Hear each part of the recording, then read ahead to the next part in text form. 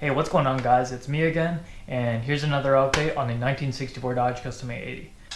So for today's video, I actually went and bought a Glasspack because one of my viewers said a Glasspack sounds, pretty good on big blocks or V8s in general. The part number is an 87521CB.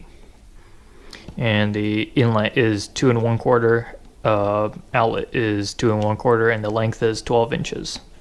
The actual muffler itself, if you can see that right there, the muffler portion itself is 8 inches, and then the adding on these little tube portions on the ends makes it a 12-inch. So today it's going to be a installation of the Cherry Bomb Glasspack and the potential before and after footage of the current Borla muffler versus this one. So honestly, it would count as a unboxing also, I suppose. Alright, let's see. Here it is. It's quite a small.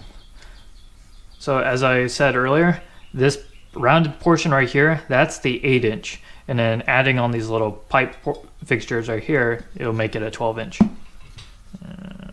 Yeah, it's got some perforated tubing inside, if you can see that.